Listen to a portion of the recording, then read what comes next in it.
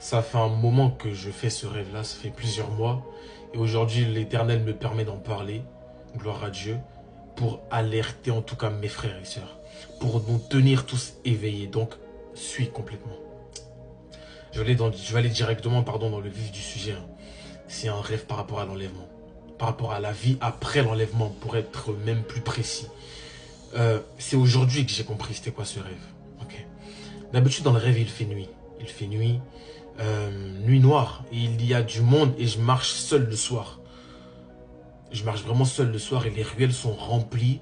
C'est arrivé une seule fois où les ruelles étaient vides, mais les ruelles sont remplies et je ne comprends pas trop forcément ce qui se passe. Comme je l'ai dit, les ruelles, il fait noir. Okay, il fait noir. Je ne sais pas combien de temps il s'écoule dans le rêve. Il faut savoir une chose, c'est que j'ai noté.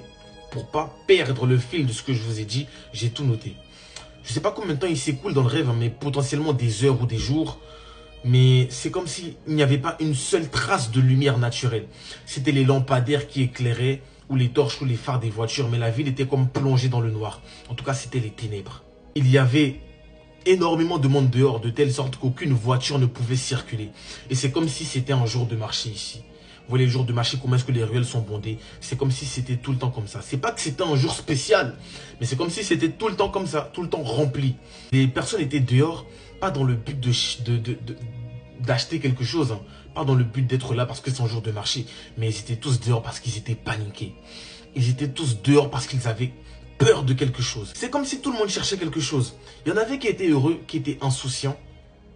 Il y en avait qui étaient heureux, qui étaient insouciants, comme si ce qui se passait ne leur importait presque pas, ou plutôt ils étaient comme au-dessus de ce qui se passait. Mais il y avait beaucoup de personnes en tout cas qui étaient dehors, paniquées, et qui attendaient quelque chose, qui cherchaient quelque chose. Je me souviens que moi aussi, j'avais peur en moi-même, mais je ne sais pas pourquoi. J'avais peur à l'intérieur de moi. Il y avait dans le rêve de la nourriture qui se vendait illégalement. Comme si, en fait, cette nourriture, on n'avait pas le droit de s'en procurer. On n'avait pas le droit d'en acheter. C'est comme si c'était une denrée alimentaire qui était très rare. Comme si elle n'était plus disponible et c'était difficile à trouver.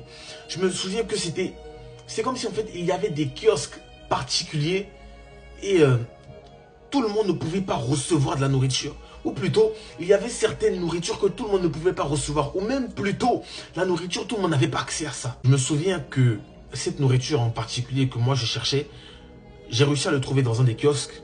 Et je l'ai pris. Je l'ai acheté, mais avec la peur à l'intérieur de moi. Comme si j'avais pas le droit de m'en procurer.